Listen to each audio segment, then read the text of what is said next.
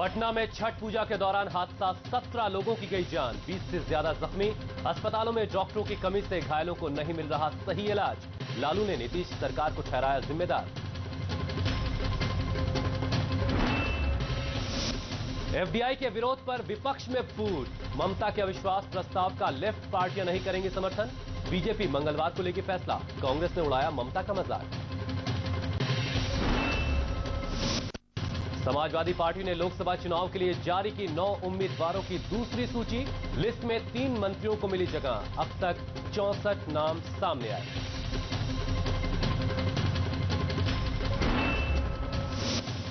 बाल ठाकरे के निधन के बाद कल पहली बार मुंबई जाएंगे नरेंद्र मोदी। उद्धव ठाकरे से करेंगे मुलाकात।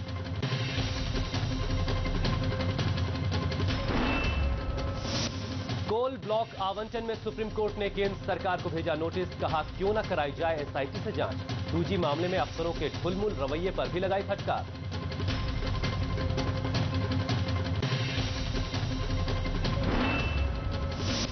हत्या के बाद भी पॉन्टी और हरदीप के समर्थकों के बीच झड़पें। दिल्ली के एक फार्म हाउस पर कब्जे के सिलसिले में पॉन्टी गुट के 2 लोग गिरफ्तार।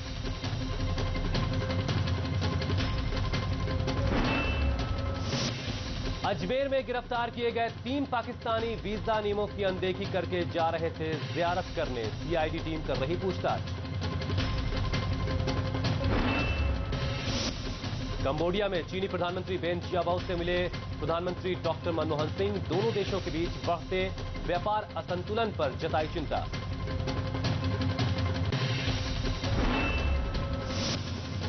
127 दिन अंतरिक्ष में रहने के बाद धरती पर लौटी सुनीता विलियम्स। कजाकिस्तान में हुई सुरक्षित लैंडिंग।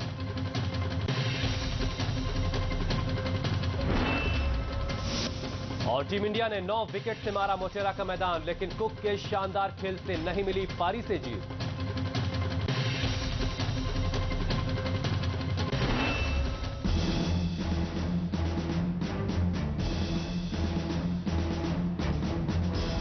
एक बार फिर चुनावी महासमर के लिए तैयार है गुजरात की जमीन। एक बार फिर गुजरात में शुरू होने वाला है सबसे बड़ा सियासी संग्राम।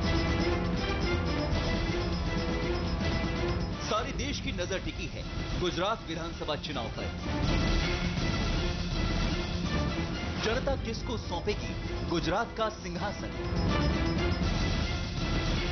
क्या फिर मोदी के सिर सजेगा गुजरात का ताज? क्या मोदी गुजरात में लगाएंगे जीत की हैट्रिक? हाईटेक मोदी आखिर कैसे अपना रहे हैं हाईटेक तरीके? मोदी के बाउंसर्स का कांग्रेस के पास क्या होगा जवाब? खबर जमीन की, खबर मुद्दों की, खबर सियासी घमासान की।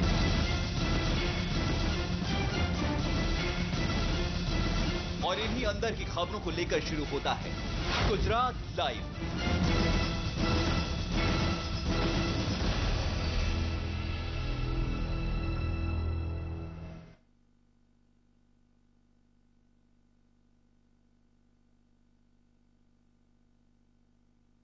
नमस्कार। गुजरात में होने वाले गुजरात विधानसभा चुनाव में सबसे बड़े कवरेज को लेकर हम हाजिर हैं गुजरात लाइव में। गुजरात में इस बार बीजेपी और कांग्रेस के बीच में कांटे की टक्कर होने वाली है और पिछले एक दशक से नरेंद्र मोदी गुजरात में सिंहासन पर कब्जा जमाए बैठे हैं और उन्हें यहां से हटाने के लिए और हैट्रिक बनाने से रोकने के लिए कांग्रेस इस बार किसी भी कीमत पर हर कोशिश करने के लिए तैयार है।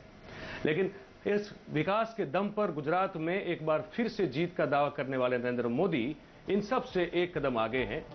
नरेंद्र मोदी वैसे तो सोशल नेटवर्किंग साइट्स पे छाए रहते हैं, लेकिन इन्होंने इस बार हाईटेक प्रचार का एक नायाब तरीका अपनाया है और इसी तरीके पर आइए देखते हैं एक खास रिपोर्ट। राजकोट, सूरत, वडोदरा ये महज तस्वीरें नहीं हैं, बल्कि मोदी की शख्सियत का वो आईना है जो उन्हें हाईटेक सोच वाला इंसान बनाती है। तीनों तस्वीरों में मोदी के भाषण देने की तस्वीरें हैं, लेकिन ये तीनों गुजरात के अलग अलग जगहों की हैं। मोदी ने प्रचार का जो हाईटेक तरीका अपनाया है उसका महज एक नमूना है।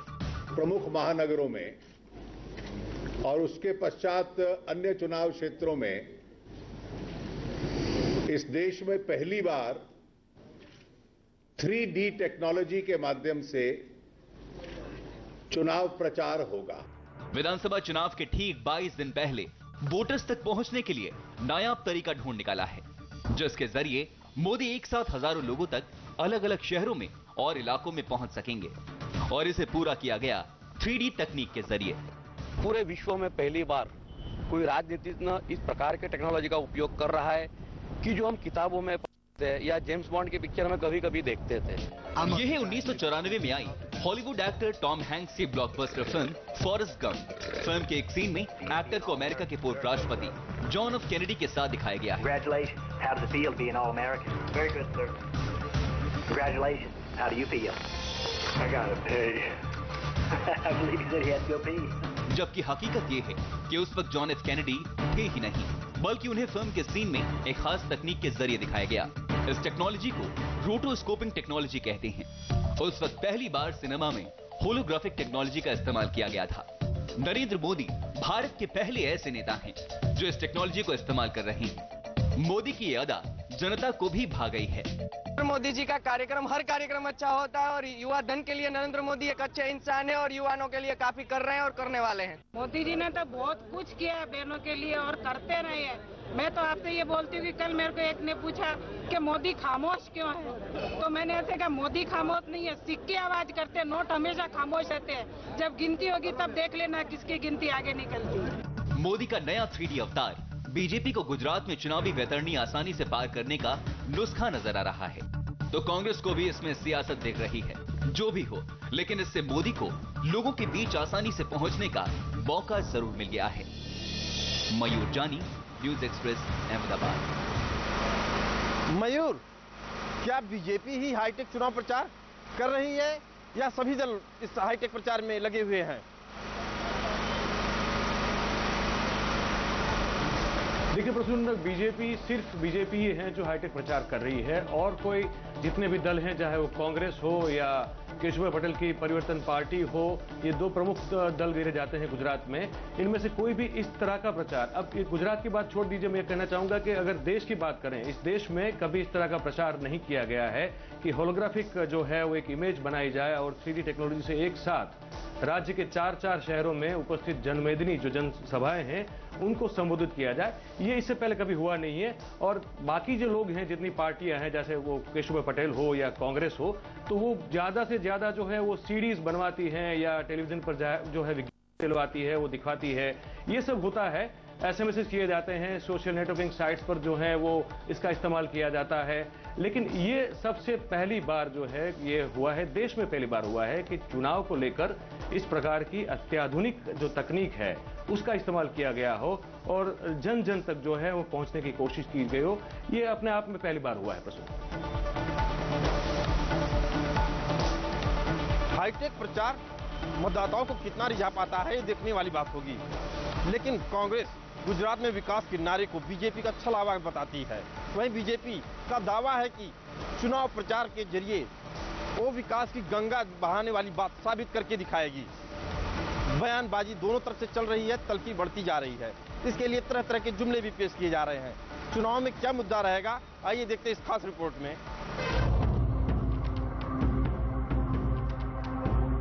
गुजरात के चुनावी समर में सभी पार्टियां कमर कस कर तैयार हैं। बीजेपी इस चुनाव में नया नारा लेकर मैदान में उतरी है। वो इस चुनाव को एमबीए बनाम एलसीडी की जंग करार दे रही है। अब एमबीए और एलसीडी का मतलब क्या है, आप बीजेपी नेता से समझिए। तो कांग्रेस यानी एमबीए, महंगाई, भ्रष्टाचार और गुजरात को अन्याय, और कांग्रेस बीजेपी यानी एलसीडी, लीडर, केडर और डेवलपमेंट, ये तीन बात लेके प्रजा के बीच जाएंगे। वहीं कांग्रेस सबको सस्ते घर, अच्छी शिक्षा, रोजगार को बढ़ावा और किसानों को जमीन जैसे मुद्दे लेकर मैदान में उतरी है। साथ ही वो मोदी सरकार की कमियों पर भी निशाना साध रही है। जो गुजरात में विकास हुआ है सिर्फ चंद उद्योगपतियों का। कांग्रेस के शासन में हर एक डिस्ट्रिक्ट में, हर एक तालुका में जीआईडीसी थी और जीआईडीसी के माध्यम से छोटे बड़े नाने मोटे कारखाना थे, आज मोदी के शासन में बंद हो गए। कांग्रेस और बीजेपी दोनों का अपना अपना जनाधार है, लेकिन मोदी के विकास की तारीफ बहुत बड़ा तबका करता नजर आ रहा है। अहमदाबाद का पूर्व विस्तार एक अछूत माना जाता था और उसको पूर्वग्रह रखा जाता था। अहमदाबाद का विकास इस क्षेत्र में कभी नहीं हुआ था। पिछले 12 साल से अहमदाबाद का ये पूर्व विस्तार पूरे अहमदाबाद और गुजरात भर का एक गौरव बना है। वहीं नरेंद्र मोदी अल्पसंख्यकों को लुभाने में भी कामयाब रहे हैं। दंगों का शिकार बने अल्पसंख्यक समुदाय के लोग भी अपने क्षेत्र में विकास की बात मान रहे हैं। मतलब ऐसा हमको अभी कि 10 साल बाद ऐसा लगता है कि अब भी हम लोग बसर हो गए, अच्छा लगता है। मोदी का जादू महज अल्पसंख्यकों पर ही नहीं चला, विरोधी पार्टी के लोग भी मोदी से प्रभावित होकर पाला बदल चुके हैं। कभी गुजरात कांग्रेस की प्रवक्ता रही आसिफा खान भी मोदी पर फिदा हैं। लगातार नरेंद्र मोदी जी की ये कोशिश रही है कि सबको लेकर के विकास किया जाए गुजरात का, और इसीलिए मुसलमानों को भी फायदा मिला, उन्होंने भी अपना विकास देखा है। मोदी पर फिदा होने वालों का यह दावा बिना वजह नहीं है। हाल ही में एक आरटीआई खुलासे से सामने आया था कि गुजरात पुलिस में सबसे ज्यादा अल्पसंख्यक समुदाय के लोग हैं, जो कि देश में सबसे ज्यादा हैं। ऐसे में कांग्रेस के लिए मोदी को बड़ी चुनौती देना आसान नहीं होगा। Prasoon Shukla, News Express, Ahmedabad. प्रसून, इस पर आपसे ये पूछना चाहेंगे कि जो कांग्रेस जिस तरह का विरोध कर रही है नरेंद्र मोदी का और उनके विकास के दावों का, जनता पर उसकी कितनी असर होती हुई देख रहे हैं आप?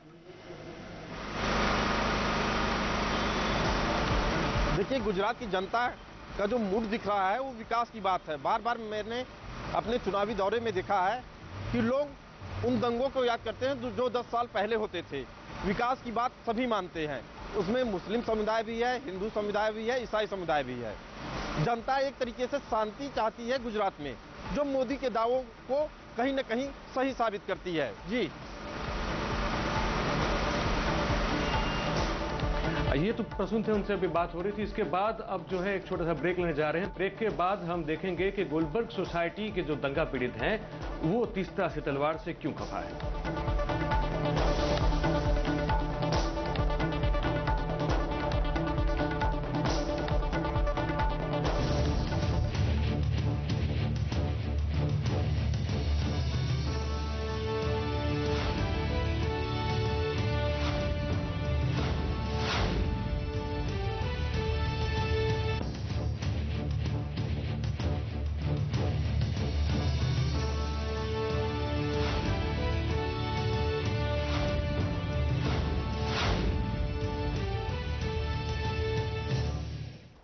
ब्रेक के बाद एक बार फिर से गुजरात चुनाव पर हमारे विशेष कवरेज गुजरात लाइव में आप सबका स्वागत है।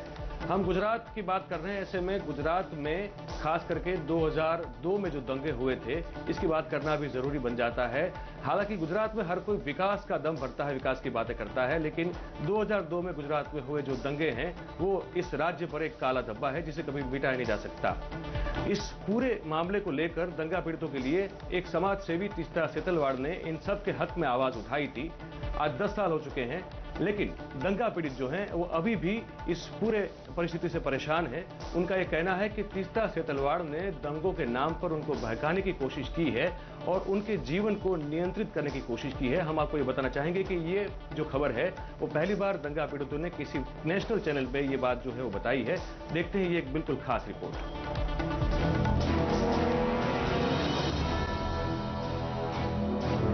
गुजरात की जमीन दंगों को कभी भूल नहीं सकती। अहमदाबाद के गुलबर्ग की सोसाइटी में कई लोगों को जिंदा जला दिया गया था, जिसमें कांग्रेस के पूर्व सांसद एहसान जाफरी भी थे। दंगों के बाद citizen for justice and peace की तीस्ता सेतलवाड़ दंगाइयों के हक के लिए सामने आई और गुजरात सरकार के खिलाफ कानूनी जंग छेड़ दी। अब तक तो दंगा पीड़ित सेतलवाड़ के काम से खुश नजर आ रहे थे, लेकिन अब वो तीस्ता सेतलवाड़ से नाराज होने लगे हैं। उनका मानना है कि तीस्ता उनकी जिंदगी को पटरी पर नहीं लौटने दे रही। ये है अहमदाबाद की गुलबर्ग सोसाइटी। इस सोसाइटी में 19 बंगले हैं, लेकिन इन बंगलों के मालिक पिछले 10 सालों से किराए पर रह रहे हैं। उनका मानना है कि उन्हें कब क्या करना है, इसका फैसला तीस्ता सेतलवाड़ ही करती है। ये है फिरोज खान पठान। फिरोज का 3 मंजिला बंगला एहसान जाफरी के बंगले के बिल्कुल बगल में खड़ा है। आज फिरोज एक किराए के मकान में रहते हैं। हर महीने 6,000 रुपए किराया देते हैं। वो कहते हैं कि जब भी वो दंगा पीड़ितों से गुलबर्ग सोसाइटी के अपने घरों में रहने की बात करते हैं, तीस्ता सेतलवाड़ ऐसा करने से रोक देती है। मीटिंग में उसने कहा था कि मैं गुलबर्ग सोसाइटी को म्यूजियम बनाऊंगी और म्यूजियम बना के मैं आप लोग के जो आपके घर के वो पैसे मैं आपको दे दूंगी। उस बात को भी आज तकरीबन 6 साल हो गए, ना यहाँ म्यूजियम बनाया कि नया किसी को रहने आने दिया।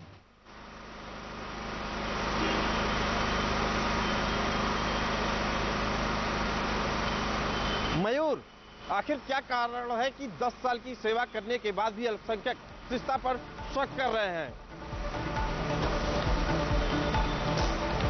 देखिए, जो बड़ी सिंपल सी बात मैं आपको बताना चाहूंगा, कानूनी रूप से बड़ी सहायता की है तीस्ता सीतलवाड़ ने, लेकिन उनका ये अब कहना है, ये आरोप है तीस्ता पर कि वो दंगों को लेकर जो है वो उसको बिल्कुल जारी रखना चाहती हैं, उस पर दुकान चलाना चाहती हैं और उनके जीवन को नियंत्रित करना चाहती हैं, और इससे ये लोग बड़े खफा है। उनका कहना है कि इस तरह से कोई अपने जीवन को, उनके जीवन को नियंत्रित नहीं कर सकता, और आर्थिक रूप से जो सहायता होनी चाहिए थी वो उनको नहीं दी जा रही है। तो इस चीज को लेकर बड़े खफा है वो तीस्ता सीतलवाड़ से।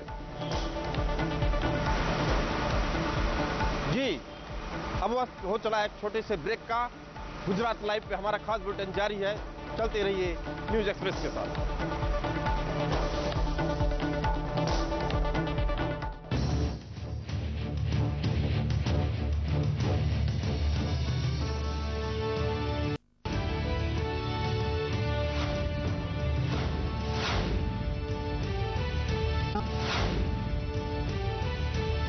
एक बार फिर से आप सबका गुजरात लाइव में स्वागत है। अब हम आपको ये बात करना चाहेंगे कि अब 20 दिन सिर्फ बाकी हैं गुजरात चुनाव में, और बड़े बड़े नेताओं का गुजरात चुनाव के मद्देनजर जो है दौरा शुरू होने वाला है। प्रसून, आपसे हम ये जानना चाहेंगे, अब ये सब जानते हैं कि कल कपिल सिब्बल तो है यहाँ पे गुजरात में, नडियाद में वो सभा करने वाले हैं, लेकिन ये बताएं कि और कौन कौन से बड़े नेता हैं जो गुजरात में दोनों पार्टी की ओर से चुनाव प्रचार को लेकर आने वाले हैं? जी, गुजरात में गुजरात विजय या सद्भावना सम्मेलन करके चलाया जा रहा है कांग्रेस की तरफ से। सम्मेलन कांग्रेस ने चलाया हुआ है, जिसमें बताया जा रहा है कि कांग्रेस की विजय होने वाली है, जिसमें कपिल सिब्बल को बुलाया गया है। और आपको बता दें इस पूरे मामले में कि मोदी भी इसका जवाब देने के लिए कल उद्धव ठाकरे से मिल रहे हैं महाराष्ट्र में। जी, एक बड़ी खबर है कि आगे हिंदुत्व के मुद्दे को लेकर, हिंदुत्व हृदय सम्राट बनने के लिए मोदी उद्धव ठाकरे से मिल रहे हैं। शायद उद्धव ठाकरे को भी हिंदुओं को लुभाने के लिए गुजरात में बुलाया जाए। जी, बहुत बहुत शुक्रिया प्रसून। तो आज गुजरात लाइव में जो हमारा विशेष कवरेज है वो आज इतना ही। कल ठीक रात 8:30 बजे हम गुजरात चुनाव को लेकर विशेष कवरेज को लेकर हम आपके समक्ष उपस्थित होंगे। तब तक के लिए हमें इजाजत दीजिए। नमस्कार।